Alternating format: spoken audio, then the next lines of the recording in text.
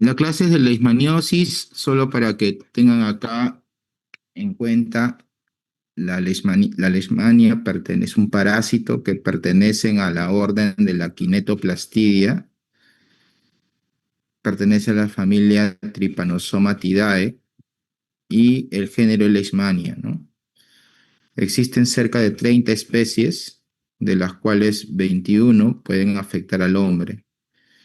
Y las especies más frecuentes, pues, es peruviana, brasiliensis, guyanensis, la Insoni amazonensis, ¿no? La más frecuente, no es la más frecuente, pero al menos la que deben recordar es la Leishmania aviania peruviana, que causa la leishmaniasis cutánea o también llamada UTA, ¿no?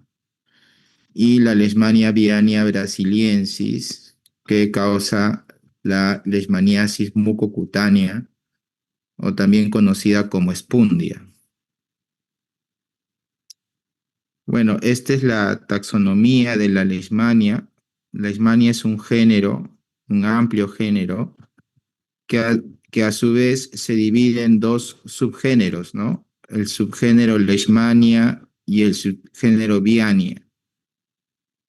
Dentro del subgénero viania está aquí la Leishmania viania peruviana, ¿no? Que deben tenerlo en cuenta porque es frecuente en nuestro país, ¿no?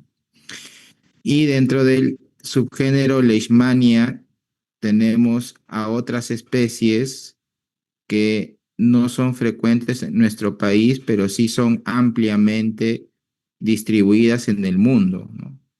Como la leishmania, por ejemplo, la leishmania donovani, que causa la leishmaniasis visceral, que no lo tenemos en nuestro país. Sí se han descrito casos en Brasil y la selva de Bolivia, pero que es importante que lo sepan porque con esto de las migraciones, el calentamiento global y digamos el intercambio cultural, podemos tener en cualquier momento tener casos autóctonos, ¿no? La leishmania trópica, la leishmania major, que es en el viejo mundo, en Europa, ¿no? En el continente europeo, y la leishmania mexicana, que se ha visto prácticamente en Centroamérica, ¿no? En Centroamérica y lógicamente en México también. ¿Ya? Entonces, para que lo tengan en cuenta. Entonces, de acuerdo a la especie de leishmania, podemos tener algunas formas clínicas, ¿no? Yo les decía que la leishmania viania peruviana nos da o está asociado a la forma cutánea de leishmania conocida como UTA, ¿no? Pero en el mundo, leishmania major, trópica, aetiópica y mexicana complex tienen como manifestación la leishmaniasis cutánea y las formas mucocutáneas por el complejo Leishmania brasiliensis, ¿no? Y la forma visceral de Leishmania es por el complejo de Leishmania donovani, ¿no? Entonces, estas especies de Leishmania, sobre todo la Leishmania brasiliensis, se ha visto, se describe en Sudamérica, ¿no? Nosotros tenemos esta especie de leishmania, sobre todo en nuestra selva, ¿no? Y a nivel mundial, pues hay varios tipos de especies de leishmania que pueden ocasionar leishmaniasis cutánea, ¿no? Como por ejemplo, leishmania major en África del Norte, India, en Asia, ¿no? Y en el Medio Oriente, ¿no? Leishmania trópica en el Medio Oriente, Asia, India, en el norte de África, Leishmania etiópica en África del Norte y la mexicana en Centroamérica y México, ¿no? Y también se ha descrito algunos casos en Texas, ¿no? Bueno, Texas antes era México, ¿no? Y bueno, luego pasó a ser parte de los Estados Unidos. El vector, entonces es una enfermedad transmitida por vector, ¿no? Y se transmite por un mosquito, ¿no es cierto? Ustedes ya más o menos deben estar, digamos, familiarizados con las enfermedades transmitidas por vectores, ¿no? Habrán escuchado de la Aedes aegypti, habrán escuchado este, del Phlebotomus, de Lutzomia, ¿no? Habrán escuchado de varios vectores. En este caso, el género en nuestra parte, en América, es el género Lutzomia, ¿no? Y en Europa se le llama Phlebotomus, ¿no?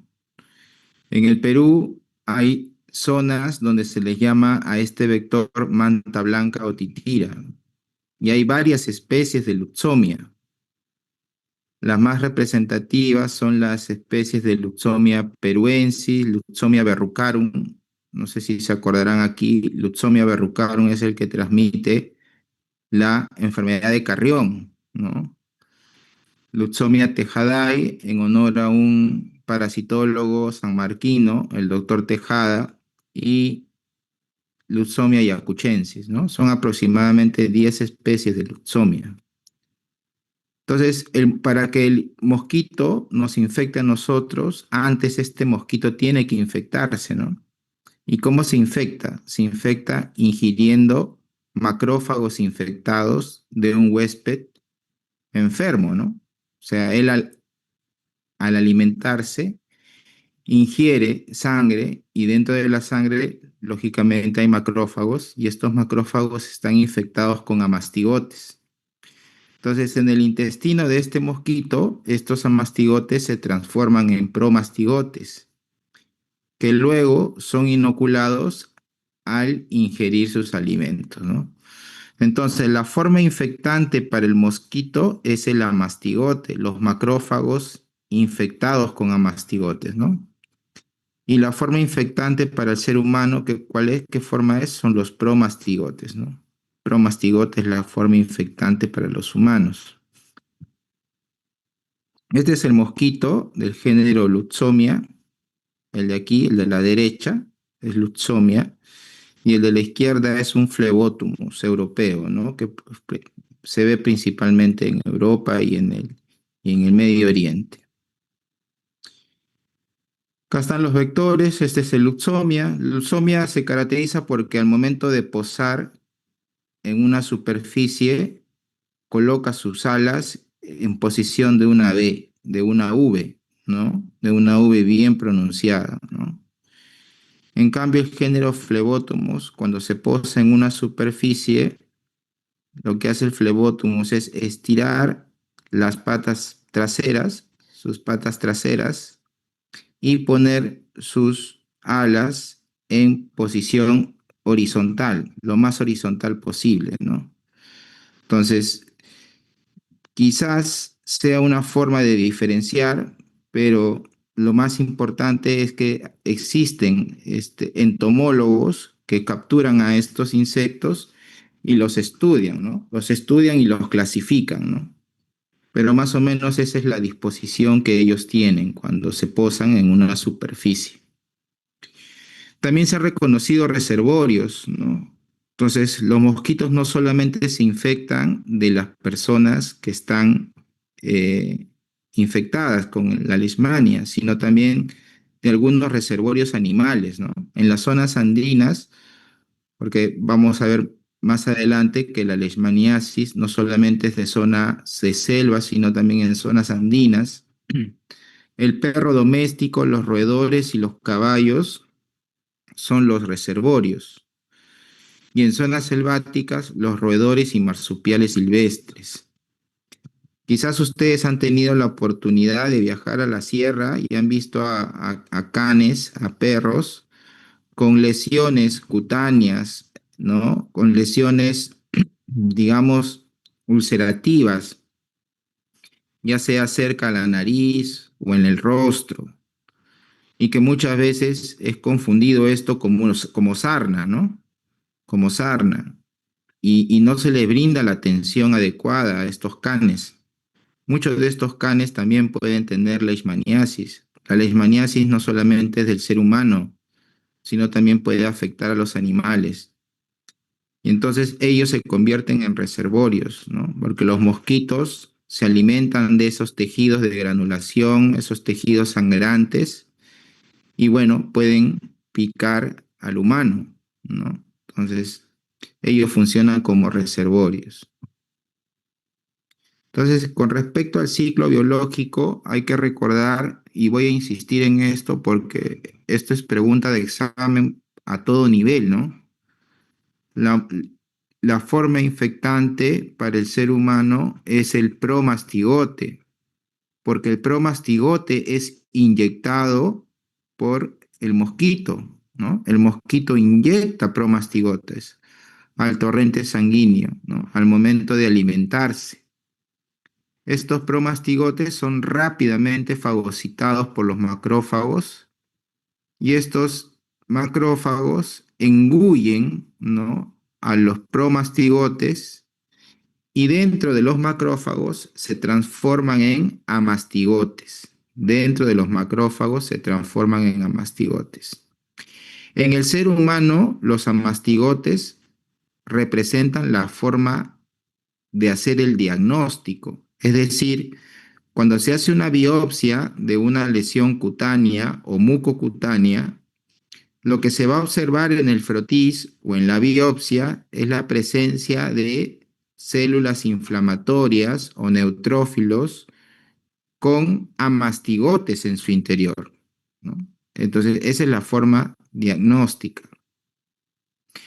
Estos macrófagos, ¿no?, al tener amastigotes en su interior y estos, a su vez, al multiplicarse, al reproducirse, hace que estalle el macrófago y se libere una gran cantidad de amastigotes, ¿no?, al torrente sanguíneo que nuevamente van a parasitar macrófagos. Y es así como el mosquito, al alimentarse de la sangre de una persona infectada, el mosquito contrae la infección, se infecta. Se infecta con amastigotes, de los cuales están dentro de los macrófagos. Este mosquito, al ingerir sangre contaminada con amastigotes dentro de los macrófagos, en su intestino, estos amastigotes son transformados a promastigotes en el intestino delgado. Y luego estos promastigotes se multiplican y viajan hacia las glándulas salivales de los mosquitos, donde van a estar listos para infectar a un huésped susceptible, ¿no? Ese sería el ciclo biológico, ¿no? Hay un estadio en el mosquito y hay un estadio dentro del ser humano, ¿ya? Entonces, con respecto a la epidemiología, tiene una amplia distribución desde zonas áridas hasta tropicales. La leishmaniasis cutánea se han descrito en los departamentos de Amazonas, Ancash, Madre de Dios, Cajamarca y Huánuco. La leishmaniasis mucosa en Madre de Dios, Loreto, Cusco, Huánuco y Junín. Verán ustedes que en la leishmaniasis mucosa hay más departamentos de selva, ¿no? Madre de Dios, Loreto, la selva de Cusco, la selva de Huánuco y la selva de Junín. También es importante mencionar que la leishmaniasis en todas sus formas, ya sea cutánea o mucocutánea, es considerada una enfermedad ocupacional, ¿no? Ahora se considera una enfermedad ocupacional porque nosotros, los seres humanos, cada vez estamos invadiendo más territorio que no deberíamos invadir, ya sea por el gas de camisea, ya sea por tala de árboles o ya sea por estudios de biología. Hay biólogos que se van a selva adentro, a zonas inhóspitas, la minería legal e ilegal. Hay una serie de ocupaciones que desarrolla el ser humano que hace que cada vez transgreda las barreras naturales de la ecología, ¿no? Y entonces es así como un ingeniero, un biólogo, etcétera, viene de su trabajo con leishmaniasis, porque ha estado en contacto, ¿no?, con los vectores. ¿no? Entonces se reconoce que esto es una enfermedad ocupacional. Ya se han visto muchos casos de trabajadores que han venido con leishmaniasis luego en sus días libres, ¿no? En sus días que le dan libre en las minas, vienen ya con lesiones compatibles con leishmaniasis, ¿no? Y esto es una enfermedad ocupacional. Miren ustedes cómo se distribuye el vector, ¿no? Perdón, el parásito, la Leishmania avianea brasiliensis, que está en verde, miren, casi toda la zona de selva, ¿no? Y coincide con las formas mucocutáneas, ¿no? Mucocutáneas. La Leishmania avianea peruviana, que está en anaranjado, más en la zona andina, ¿no? En la Sierra de Lima, Ancash, La Libertad, Cajamarca, ¿no? Y las otras formas las otras especies de leishmania que son menos frecuentes, ¿no? Como la guyanensis, la leishmaniasis panamensis, etcétera, son menos frecuentes. Pero miren la distribución, ¿no? La leishmania viania brasiliensis más en zona de selva, ¿no? Entonces, la presentación clínica va a depender, como en toda enfermedad infecciosa, va a depender de qué tan virulento sea el parásito, va a depender de la respuesta inmunológica del huésped y va a depender del medio ambiente, ¿no? Entonces, se han descrito formas clínicas, que nuevamente insistimos en esto: la forma cutánea, la forma mucosa y la forma visceral, ¿no?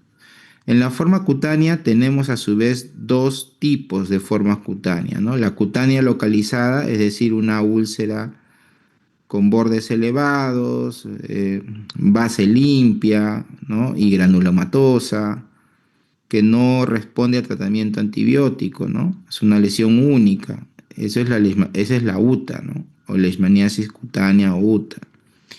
Y están las formas diseminadas, ¿no? Donde hay múltiples úlceras, ¿no? Ocasionadas por la leishmaniasis cutánea, ¿no? Ahora vamos a ver imágenes. La mucosa, que afecta a mucosas, principalmente de la mucosa oral, la mucosa, digamos, nasal, la mucosa principalmente de vías respiratorias altas, y la forma visceral, que afecta órganos internos y que suele ser bastante mortal, ¿no? Felizmente no tenemos casos autóctonos de esa forma clínica. La leishmaniasis cutánea tiene un periodo de incubación de 2 semanas a 2 meses, ¿no? Más o menos. La lesión inicial es una pápula eritematosa que posteriormente se convierte en un nódulo y se pone duro, se indura. Pueden ser lesiones únicas o múltiples, dependiendo si es una leishmaniasis cutánea localizada o una leishmaniasis cutánea, digamos, difusa. Respetan palmas y plantas y cuero cabelludo, eso hay que tenerlo en cuenta con el diagnóstico diferencial de otras enfermedades que pueden confundir. Y luego de varios días de la lesión, esta lesión se ulcera, se torna de una forma redondeada, no duele, de bordes definidos, hiperémicos y con un fondo granuloso limpio.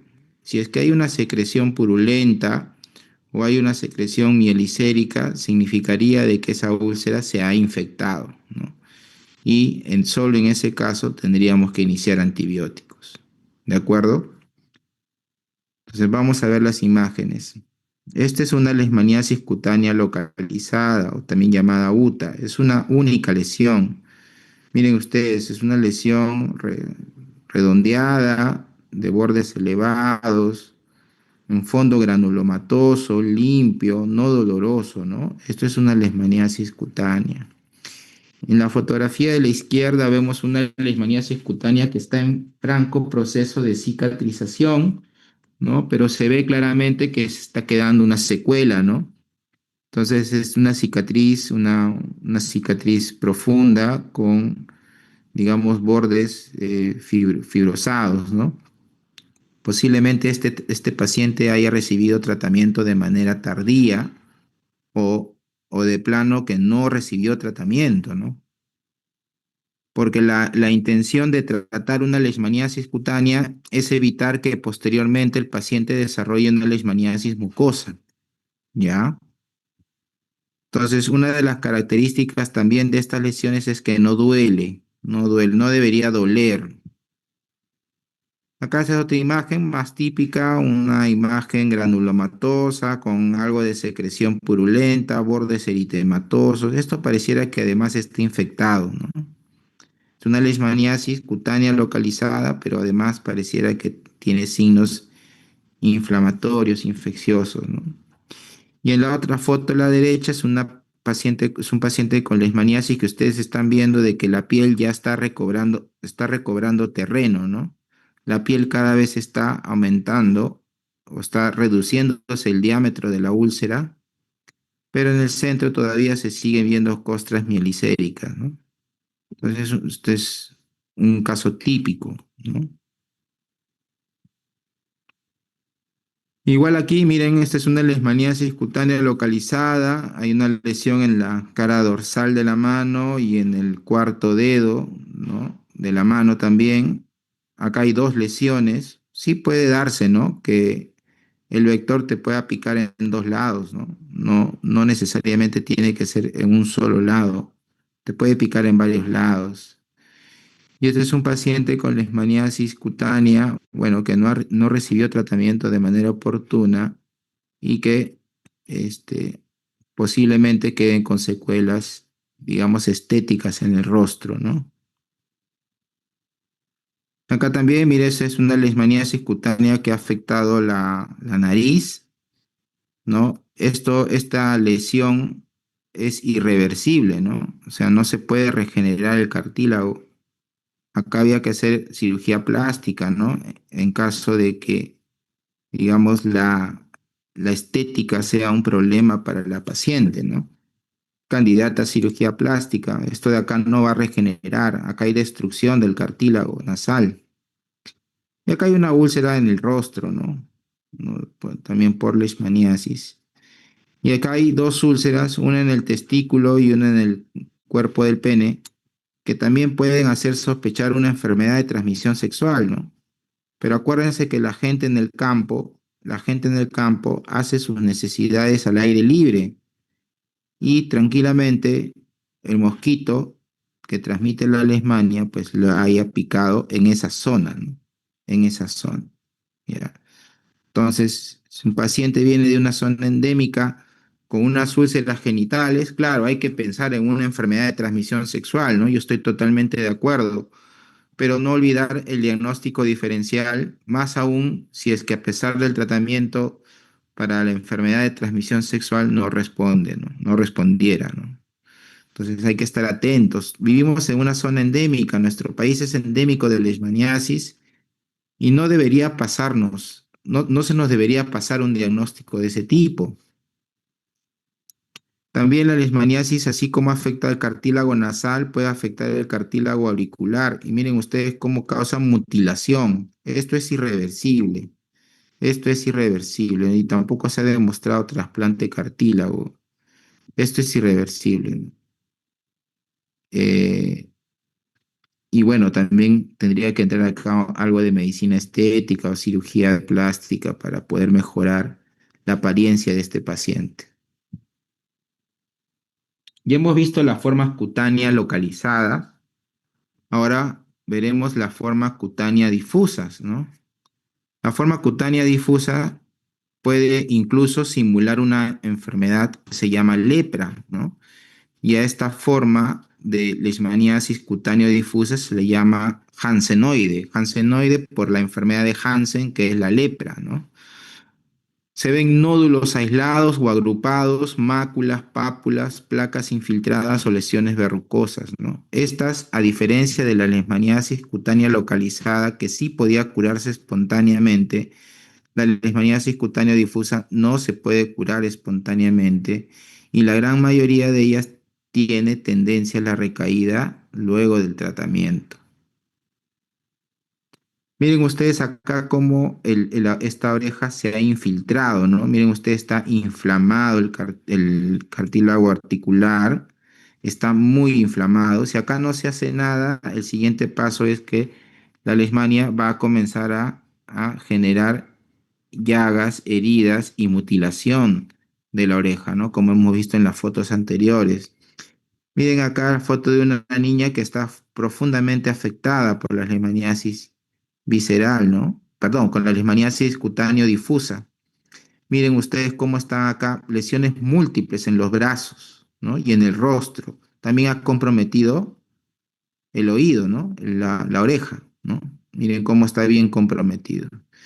Y esta es una forma hansenoide, ¿no? Esto te hace pensar en lepra, ¿no? Unas lesiones de este tipo en el rostro te hace plantear lepra, ¿no? Pero no es lepra, sino es una leishmaniasis cutáneo difusa en su forma hansenoide.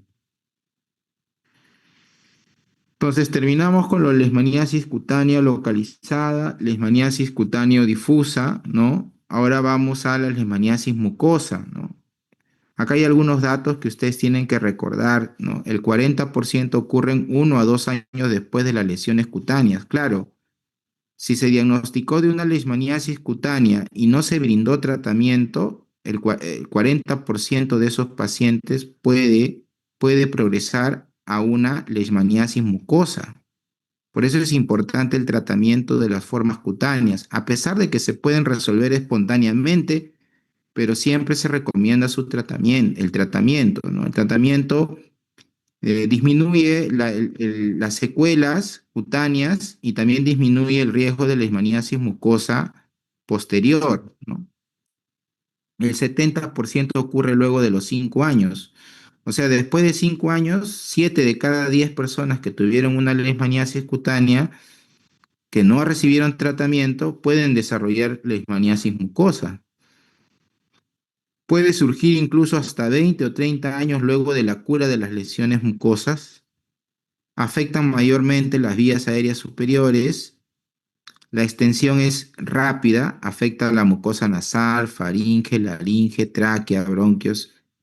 En 2 años puede ocurrir todo eso. Hay poco compromiso del estado general. En realidad, los pacientes están estables. Muchos de ellos vienen por cambios en la anatomía del rostro, ¿no? La nariz se les hincha demasiado, tienen dificultades para respirar en la noche o algunos vienen por ronquera, es decir, cuando hablan su voz se altera, ¿no? De una manera muy notoria, ¿no? Un roncus digamos, bien notorio, ¿no? Y la leishmaniasis mucosa no se cura espontáneamente. Por más que quisiéramos, no se puede curar espontáneamente. Miren ustedes cómo estas formas mucosas que destruyen el tabique nasal, miren cómo ha destruido acá el tabique nasal, esto es irreversible, ¿no? Insisto, acá tendría que trabajarse con medicina estética, perdón, claro, medicina estética o cirugía plástica, ¿no? Miren acá este señor que tiene afectado la punta de la nariz con una lesión granulomatosa, ya parece bastante crónica. Y este señor igual, miren cómo está la nariz, toda ancha, ¿no? Y no sé si acá este, haya más compromiso de la mucosa oral, pero sí es evidente el compromiso de la mucosa nasal, ¿no? Miren ustedes, estas son fotos ya más reales de nuestros pacientes. Acá hay un señor que tiene la forma cutánea y mucosa, ¿no? Perdón, una señora que tiene la forma cutánea, miren en la frente, en las cejas y la forma mucosa, ¿no? Incluso ha deformado ya los labios, ¿no? Esto cuando cicatrice no va a quedar bien, ¿no? Va a quedar eh, con secuelas, ¿no? De repente el labio va a estar un poco más desviado, no va a haber una apertura bucal apropiada, ¿no? Y miren la mucosa nasal que también está afectada, ¿no? Que el diagnóstico diferencial es con paracoccidioidomicosis, ¿no?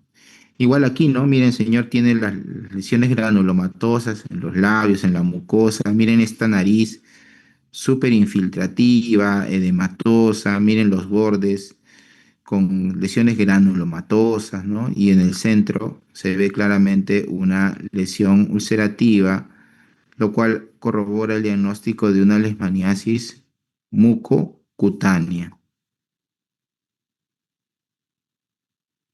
Más fotografías, pacientes que han... Han sido muy afectados con la leishmaniasis mucosa, sobre todo la mucosa nasal, la mucosa oral, ¿no? Pacientes que, bueno, se han recuperado, pero con secuelas significativas, ¿no? Mira, aquí el señor ha perdido el tabique nasal, de igual manera acá la señora, ¿no? Son pacientes que ya han estado en seguimiento, que de todas maneras han completado su tratamiento, pero que venían a la consulta a su seguimiento respectivo. Bueno, esta es una forma ya más grave de leishmaniasis mucosa. Realmente al ver estas lesiones yo plantearía un cáncer, ¿no? No, honestamente yo no plantearía una leishmaniasis. Al ver este tipo de lesión, son lesiones destructivas, infiltrativas, lesiones bastante devastadoras, ¿no? Pues este es un señor indigente del Brasil que ha tenido varios episodios de leishmaniasis, pero en ninguna oportunidad ha visitado al médico, ¿no? Miren ustedes cómo está su oreja, el señor está mutilada, posiblemente por la leishmaniasis, ¿no? Entonces, estas son lesiones deformantes, ¿no? La leishmaniasis en realidad es bien raro que cause la muerte a un paciente. Podría ser la forma mucosa que compromete las vías respiratorias, ¿no? O la forma visceral, que, como he mencionado, no está frecuente, no está presente en nuestro país.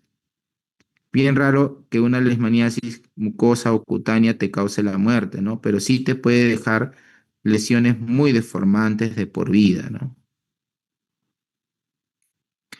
Algo corto de leishmaniasis visceral, bueno, que no lo tenemos, pero es importante que ustedes lo tengan en cuenta, es que el periodo de incubación de esta leishmaniasis ya es más amplio, a diferencia de la leishmaniasis cutánea, ¿no? Que eran de 2 semanas a 2 meses, ¿no? Acá en la leishmaniasis visceral el periodo de incubación es más largo.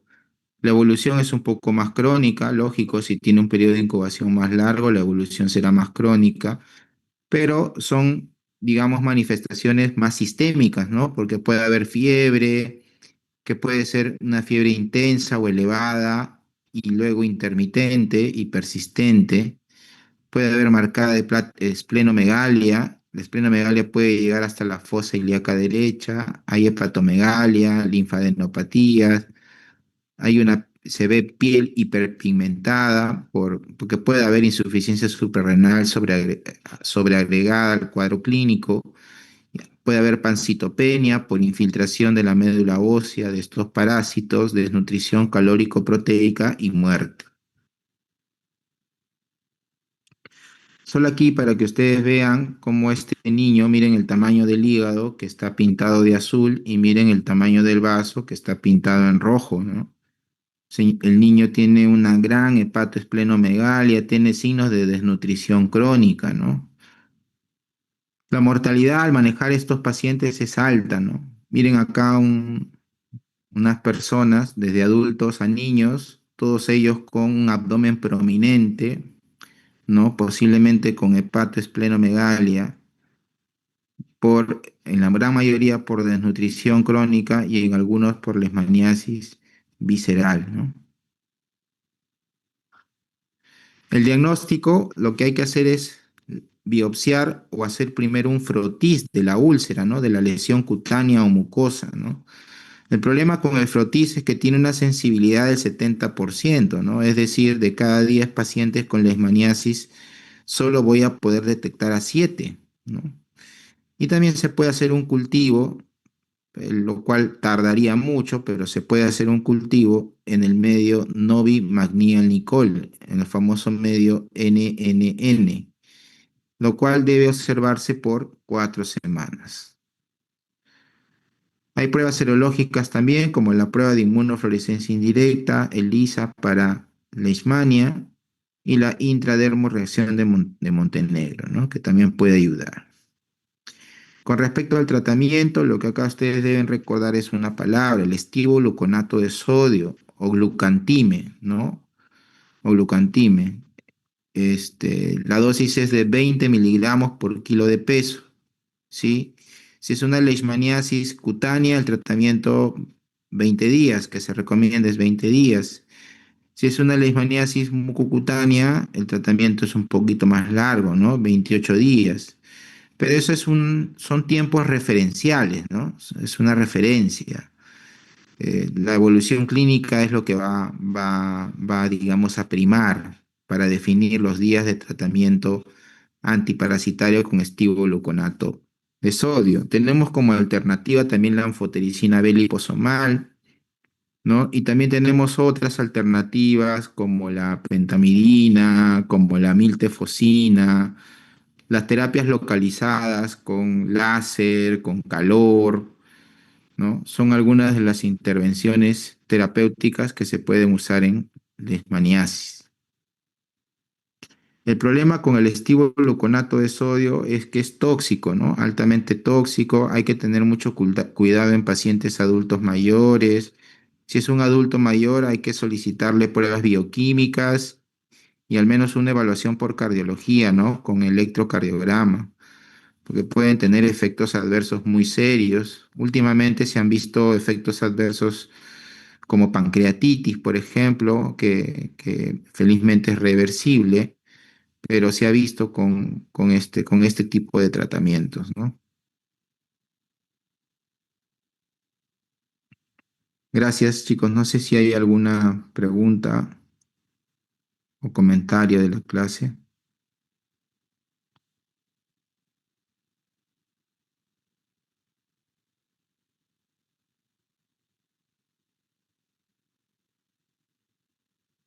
No, Solo doctor, de todo bien. repente María Fernanda, María Fernanda, No, le decía que no hay preguntas.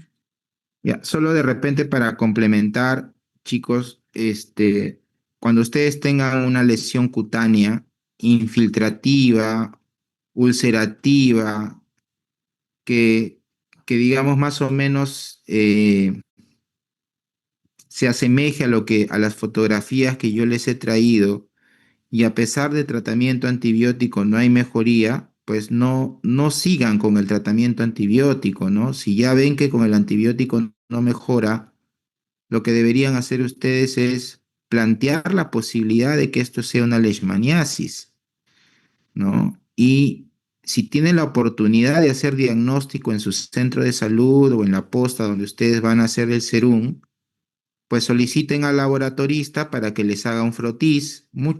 Si ustedes van a una zona endémica de leishmaniasis, créame que el laboratorista o el técnico del laboratorio va a tener experiencia viendo a mastigotes. Entonces, soliciten que hagan un frotis, o de lo contrario, si no cuentan con ese personal capacitado, lo ideal sería que ustedes lo refieran al dermatólogo o al infectólogo para que haga el diagnóstico, ¿no? Para que hagan el diagnóstico. El dermatólogo más que nada por la biopsia, ¿no? Biopsia cutánea. El infectólogo puede hacer el frotis también, digamos, lo puede citar al paciente para hacer el frotis, pero deberían ustedes referir al paciente, ¿no? No seguir dando antibióticos, ¿no? Porque hemos tenido muchos casos de pacientes que han venido con una serie de antibióticos. El médico A, tantos días de antibiótico, el médico B, otro antibiótico, el médico C. O sea, todo lo ven antibióticos, ¿no? Entonces la idea es que ustedes, digamos, amplíen el diagnóstico diferencial, ¿no? Que puedan tener frente a alguna lesión. Con respecto a las preguntas, creo que han aparecido dos preguntas. Dice, ¿el tratamiento es el mismo para mujeres embarazadas y niños? La verdad que en una leishmaniasis cutánea en una embarazada por la toxicidad del medicamento, se recomienda que el medicamento sea administrado después del embarazo, ¿no? Porque como yo les decía que la leishmaniasis no es mortal, o sea, no es que si no lo trato me voy a morir, no. O sea, de todas maneras lo tienes que tratar, pero acá tienes que priorizar, ¿no? No se va a exponer a la gestante a un tratamiento tóxico, altamente tóxico. Entonces lo que se hace es que termine el embarazo y ya después se aborda este problema. Ahora también si es una lesión muy pequeña, muy localizada, también se puede hacer fototerapia, ¿no? Fototerapia, o se puede administrar el tratamiento, este, digamos, tópico, o se puede inyectar estíbulo-gluconato sódico de sodio perilesional, ¿no? Pero como les digo, no es una urgencia. Y en niños, sí, el tiempo es el mismo. En niños el tiempo es el mismo y la dosis es por kilo de peso. ¿sí? La dosis es por kilo de peso. Tengan mucho cuidado ahí con las dosis. La UTA no duele, ¿no? O sea, es cierto, yo puse hoy una fotografía típica. Una de las características de la leishmaniasis cutánea es que cuando ustedes lo tocan, no le duele al paciente, a pesar de que ustedes están viendo tejido expuesto. No hay dolor. Si duele mucho, bueno, planteen otras posibilidades o puede que esta úlcera de leishmania se ha infectado y por eso duele, ¿no? Entonces no debería de doler, ¿no? La leishmaniasis cutáneo difusa tampoco duele. Ninguna forma de leishmania duele. Ni la mucosa no duele. La mucosa lo que hace es incomodidad. Si está en la mucosa nasal, vas a tener problemas para respirar. Vas a tener rinolalia, ¿no? Va a haber secreción nasal continua, ¿no? Como si tuvieras una rinitis alérgica, ¿no? Si está en las vías respiratorias superiores, en la laringe, vas a tener disfonía, ya sea leve, moderada o severa, ¿no? Va a haber tos, va a haber dificultad para la deglución, ¿no? Entonces, eso es lo que ocurre, más que el dolor.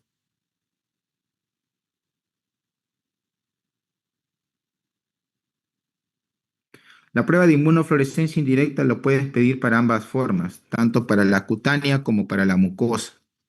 Te puede ayudar, pero no descarte el diagnóstico. Si sale negativo, no es que se descarte, ¿no? Si sale positivo, te ayuda a confirmar, pero acuérdense que el gol estándar es el frotis y la biopsia, donde se observan amastigotes, ¿no? Ese es el gol estándar.